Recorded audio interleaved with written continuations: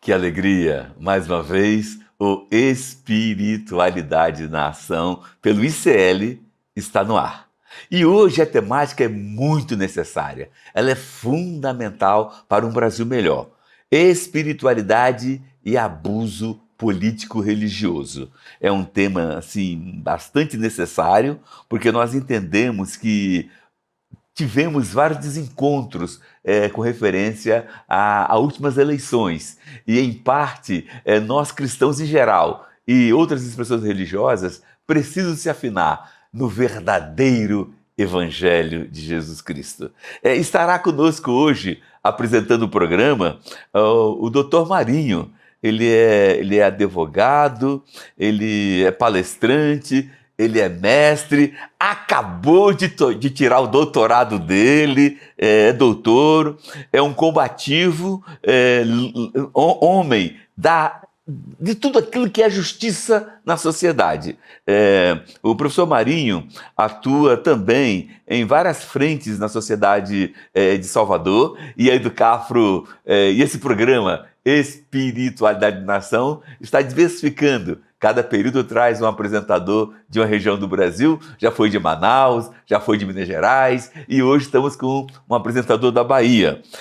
Então, para dar sua saudação ao povo, convido o Marinho para se manifestar. Olá, Frei.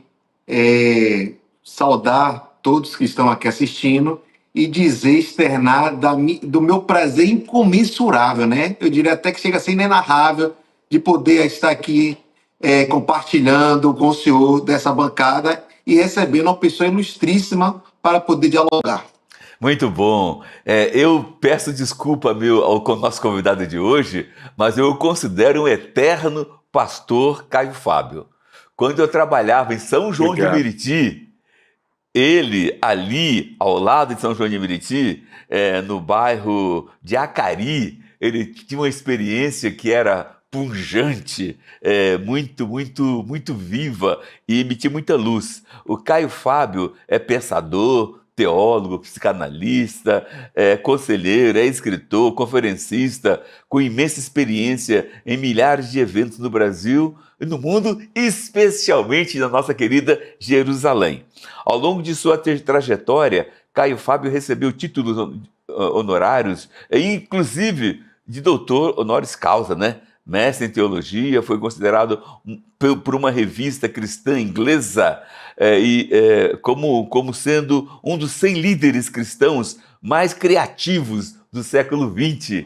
Que bom, Caio, que alegria. Criou o Vinde, Visão Nacional de Evangelização, implementou a Fábrica da Esperança lá em Acari, querida Acari, bem como ele foi muito firme no seu pastoreio e não deixou o pastoreio jamais, porque eu já vi vários vídeos dele levando peregrinos para Jerusalém. Caio, dê seus cumprimentos ao nosso povo aí. É um prazer, uma honra estar com todos vocês aqui e eu me coloco inteiramente à disposição. Sei que nós vamos ter um momento muito bom, agradável, de reflexão nessa temática que já foi dita, manifesta como tão completamente necessária, especialmente nos nossos dias. Há muito abuso à nossa volta, no nosso meio, e são coisas com as quais a gente não precisa, não tem, não pode conviver.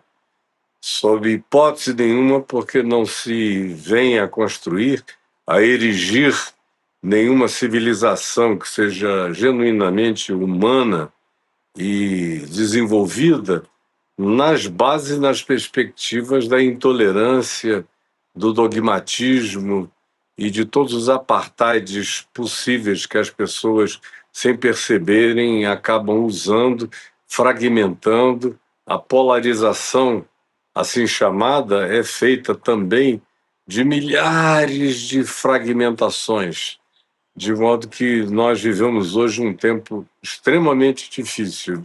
É por isto que eu creio que essa conversa pode ser muito instrutiva, rica e útil para quem quer que deseje aproveitá-la. É um prazer estar aqui com vocês dois. Podem crer nisto. Que alegria, Caio. O Caio e Marinho, não sei se vocês sabem, mas o nosso querido ICL hoje tem 6 vezes mais audiência do que a TV CNN. Olha só que alegria, né? Bem como em pesquisa nacional, esse trabalho ICL, que é um trabalho bem pujante, tirou o primeiro lugar no Brasil em credibilidade. Em segundo lugar, um pouco distante, foi a TV Globo. Primeiro lugar foi o ICL, em credibilidade. Em segundo lugar, um pouquinho distante, foi a TV Globo. Portanto, estamos trabalhando em um espaço de credibilidade, onde o povo confia muito em nós, todos nós que trabalhamos e discutimos e fazemos reflexão nesse espaço de busca de justiça. Ô Caio, a legislação eleitoral brasileira pune o abuso do poder econômico, o abuso do poder político, e a gente sabe que transita aí no poder econômico e no poder político o poder religioso. Embora o poder religioso não tenha leis que o define, que o desenhe, mas o poder religioso ultimamente tem sido um estrago no reino de Deus aqui no Brasil. Como é que você está vendo isso, Caio? Eu acho que o poder religioso sempre foi um estrago no reino de Deus em qualquer período da história. E não apenas agora aqui no Brasil. Mas eu não vejo qual tenha sido a contribuição do processo religioso nas manifestações de natureza política, a não ser a de cooptar e ser cooptado.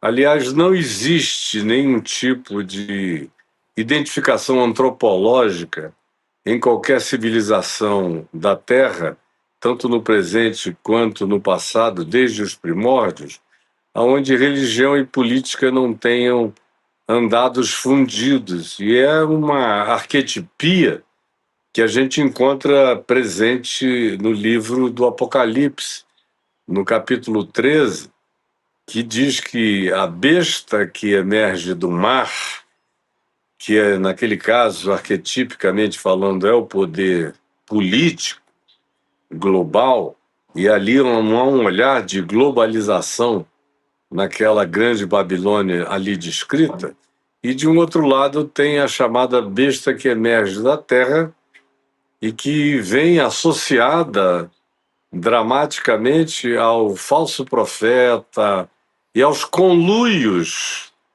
entre política e religião, que foi o que a gente mais teve. E aí nós não precisamos usar apenas um tempo, uma época, ou fazer um recorte.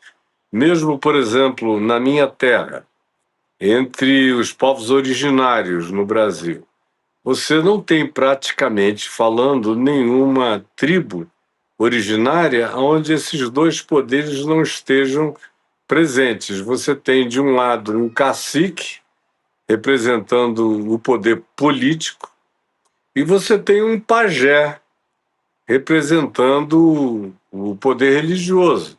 Isso mesmo nas comunidades originárias. E você pode viajar por todos os outros grupos da Terra, com raríssimas exceções, eles estão sempre juntos e sempre um fazendo mal ao outro. Desde, por exemplo, o quarto século, que o movimento de Jesus deixou de ser evangelho e comunidades do evangelho e igreja do evangelho e passou a ser cristianismo do imperador Constantino. Desde então, nós tivemos mais do que nunca as mais variadas fusões, cooptações, trocas, chantagens, isso no curso da história inteira. Não é aqui o caso sair pontuando os principais aspectos dessa fusão cheia de confusão. Mas nos nossos dias, como você mencionou há pouco, nós temos, não apenas no Brasil, mas o que nós temos no Brasil é uma importação americana. E nos Estados Unidos, essas coisas todas costumam iniciar aqui no Ocidente da Terra, especialmente nos últimos 100 anos. Nos últimos 70 anos, eu acompanhei dentro do fenômeno, com meu pai, minha mãe, minhas avós, pessoal da família. Eu cresci acompanhando os dois processos. Era uma família protestante, tanto quanto era católica, um pai agnóstico, crítico e culto, e eu ali como criança observando os fenômenos e os embates e os choques e tudo mais.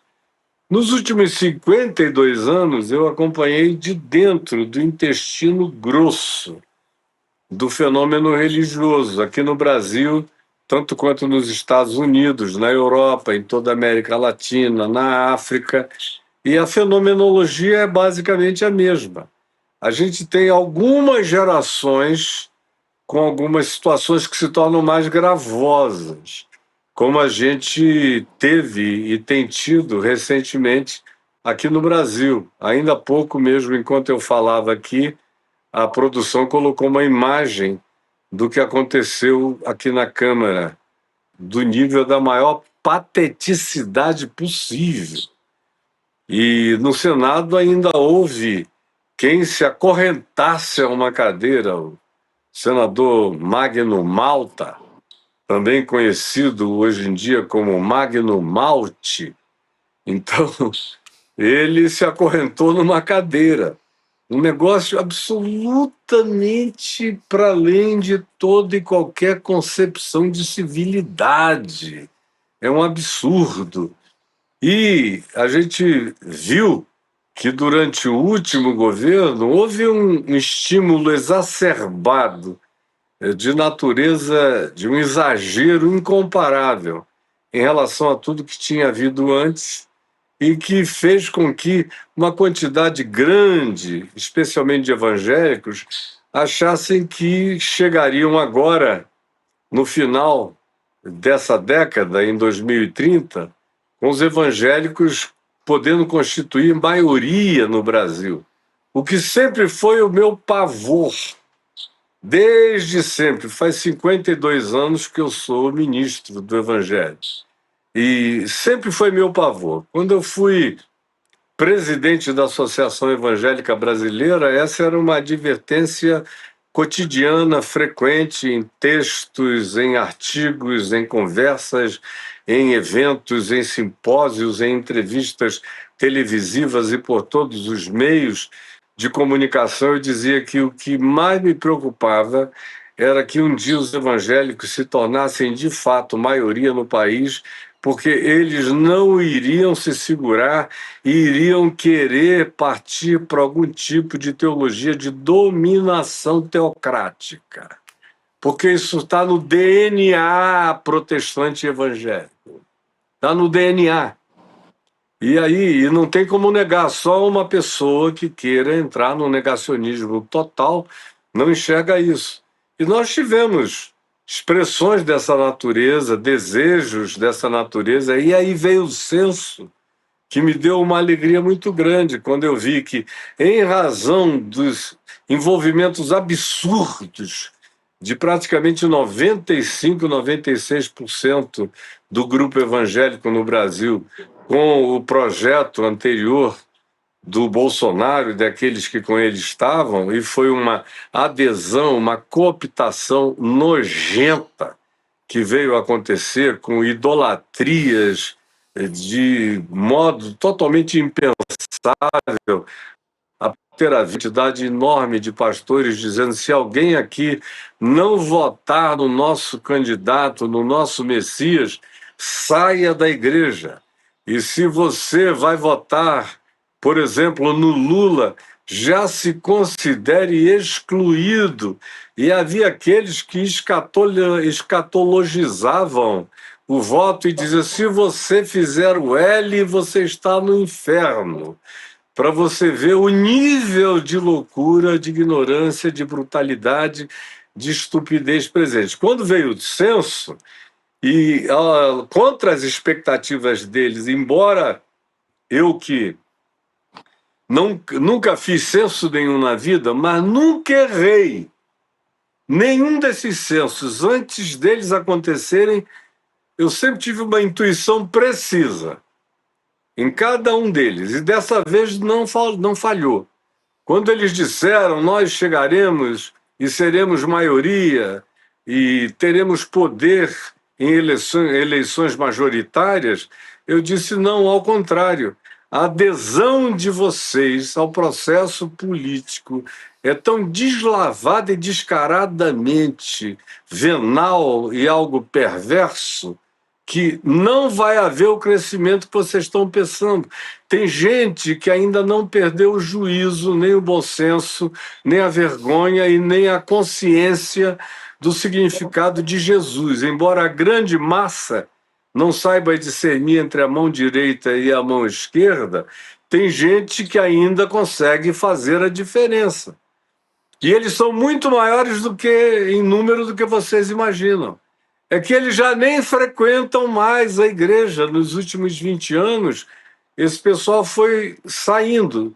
Desde que o fenômeno neopentecostal foi crescendo, na realidade, faz uns 35 anos que começou a crescer, mas nos últimos 20 anos ele se alastrou. E com o alastramento dele, essas loucuras indizíveis aconteceram. Então, quem tinha um mínimo de neurônio, ou de sabedoria, ou de bom senso, ou de autoenxergamento e autopercepção, com níveis de cognitividade básicos, não aguentaram e saíram. Eles não deixaram a fé no Evangelho de Jesus, mas não querem mais nada com templos, igrejas, gasofiláceos, dízimos, ofertas, explorações, expoliações, vendas, cooptações e tudo mais que você queira acrescentar de horroroso. Nesta geração, isso começou nos Estados Unidos e eu acompanhei de perto, porque eu conheço essa moçada toda americana. Os que iniciaram o processo e já morreram, conheci todo mundo, dialoguei, bati de frente, fui veementemente forte na presença deles, nunca mandei recado e sobre o mal que eles estavam fazendo ao mundo, numa perspectiva global. Depois, alguns deles foram partindo, mas sempre existem peças perversas de reposição. É fácil pegar a Bíblia e criar uma sistematização que aponte na direção que você queira. Nesse sentido, a Bíblia de capa a capa pode ser a mãe de todas as heresias, loucuras e maluquices e doenças mentais que alguém queira. É só uma questão de montar o quebra-cabeça da insanidade.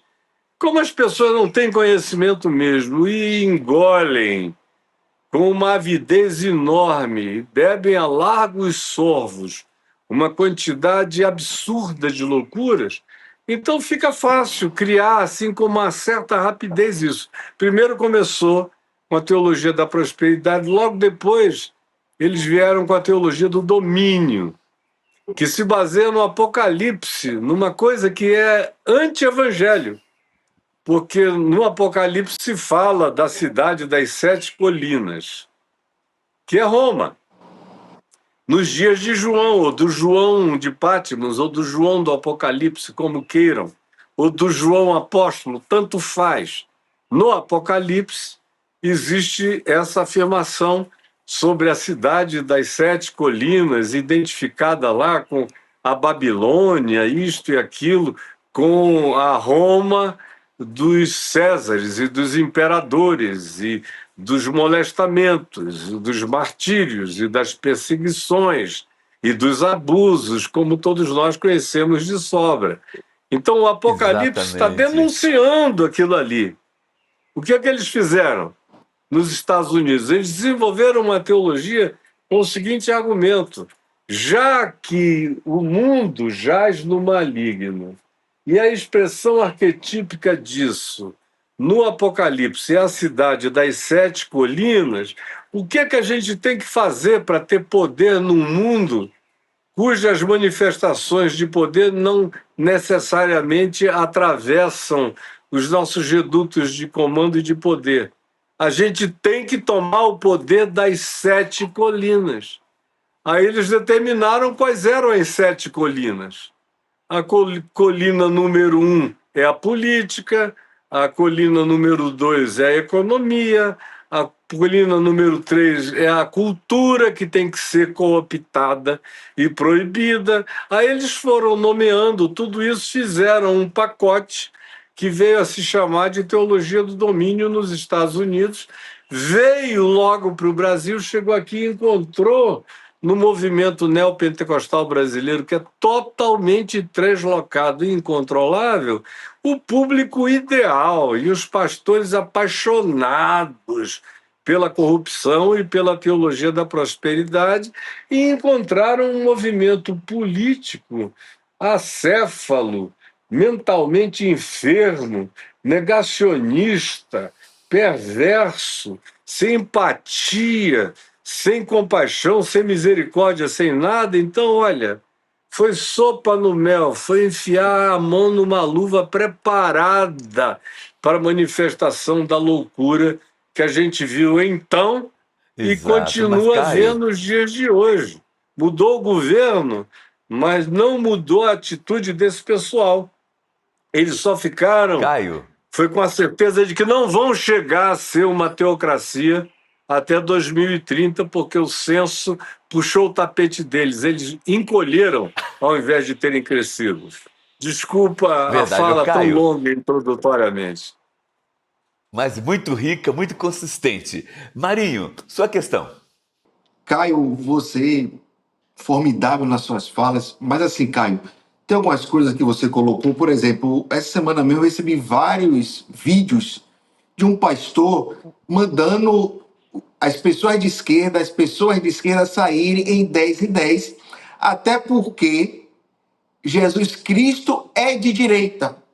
Então, assim, quando a gente vê coisas tão absurdas como essa, né? Eu gostaria de ver também, já que você falou a questão da teologia domina, a teologia da prosperidade, e eu quero trazer aqui, Caio, uma coisa que eu procuro estudar muito para tentar entender.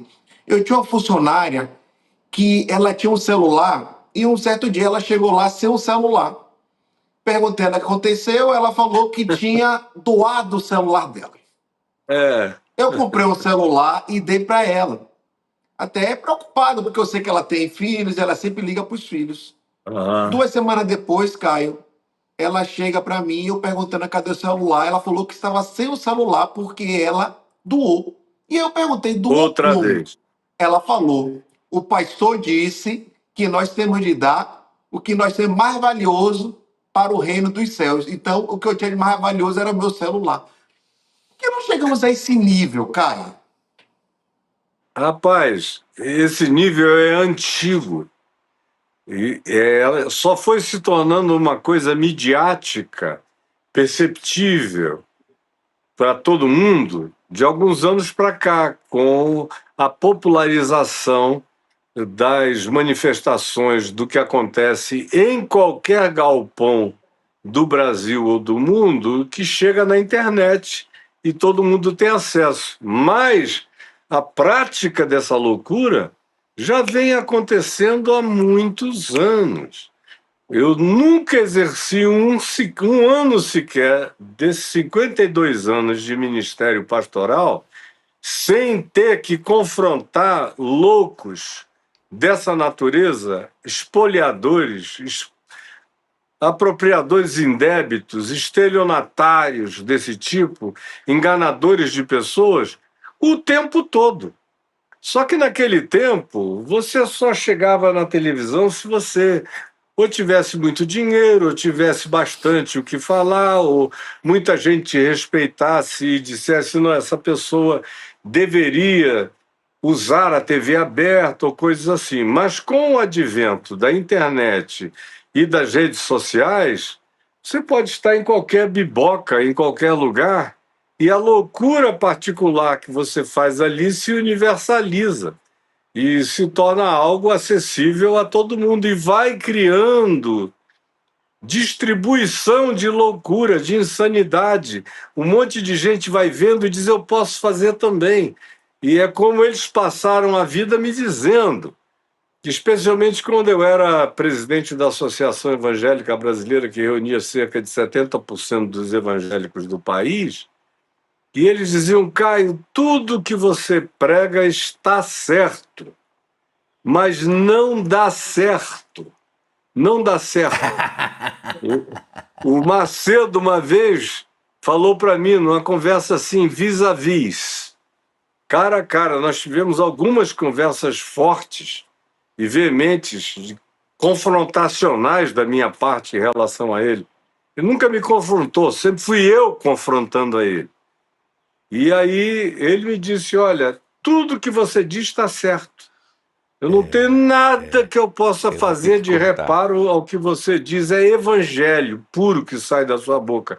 Mas eu não quero isso aqui na minha igreja, porque atrapalha a arrecadação de fundos.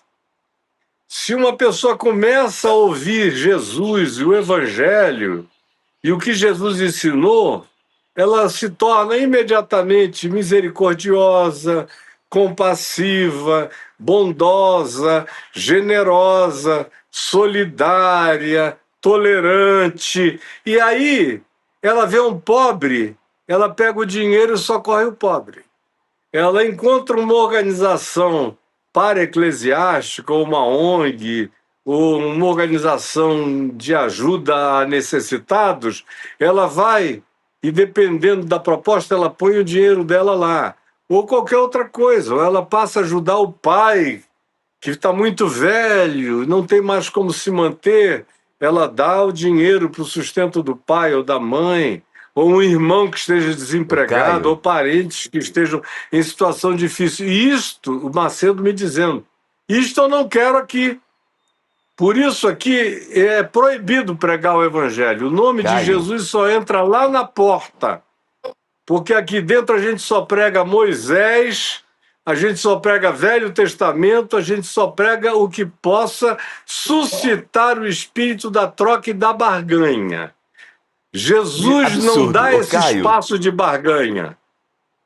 infelizmente nosso horário Desculpa. estourou, mas foi só um estourar agradável, porque você falou coisas concretas, focando diretamente na questão. Nosso horário estourou. Eu quero falar para você, Caio, falar para o Marinho, que a gente está participando de um movimento chamado Instituto Conhecimento Liberta. São mais de 350 programas de formação, cursos potentes. E aí, cada pessoa que se associa no Instituto Conhecimento Liberta paga uma taxa de R$ 45, mais ou menos.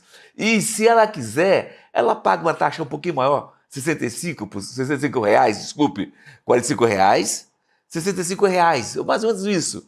E ela, com essa taxa um pouquinho maior, garante uma bolsa para um jovem pobre dos vários movimentos sociais do Brasil, inclusive do Cafro. Olha, nosso horário estourou, mas eu queria antes, se você me permitir, ler um texto bíblico bem pequeno e em seguida Claro. passar para Marinho e depois você fazer uma bênção final para todos nós nesse programa. O texto bíblico, Tá bom. ele é tirado de Mateus. Nem todo aquele que me diz Senhor, Senhor, entrará no reino dos céus, mas sim aquele que faz a vontade do meu Pai que está nos céus. Mateus 7, Amém. capítulo 21, 23. Este é o resumo do que nós conversamos. Eu passo a palavra para o Marinho se despedir e em seguida você faz uma bênção final para nós. Agradecendo esse grande conhecimento, quem sabe teremos uma próxima oportunidade. Muito obrigado, Caio, muito obrigado, Frei, muito obrigado a todos que estão aqui assistindo. Eu apenas te peço, Senhor Jesus, que de tudo que dissemos, de tudo que falamos, de tudo que trouxemos, alguma luz, alguma lucidez, algum entendimento, alguma compreensão, alguma graça de tolerância, de amor, de compaixão, de misericórdia, de inclusividade tenha atingido mente e coração de muitas pessoas que tenham estado aqui conosco e tantas quantas venham a nos assistir em gravações posteriores. Que a tua mão abra o nosso entendimento para que a gente seja salvo dessas situações de clausura mental que destroem a nossa compreensão e que arruinam o que pode salvar a nossa civilização, que é a prática de amor, de graça, de ética, de convívio e de compaixão e misericórdia justa uns para com os outros. É o que eu te peço, Senhor Deus e Pai, em nome de Jesus. Amém. Amém. Obrigado, Amém. gente, Tchau, tchau. pelo carinho, pelo acolhimento. Um beijo para todo mundo, muita paz. Deus nos abençoe. Achei. Javier Milei está promovendo um milagre econômico na Argentina. Verdade ou fake news? Se for fake news, tem potencial para ser a maior fake news do planeta, porque Javier Milei está sendo usado como exemplo para vários países que querem impor as mesmas medidas para as suas populações. A gente foi lá investigar e produziu um dos documentários mais necessários dos últimos tempos. Vai para a Argentina, carajo! Uma alusão à frase que Javier Milei sempre repete. E no dia 9 de outubro, uma quinta-feira às 8 horas da noite, a gente vai estar junto para descobrir a verdade sobre a Argentina.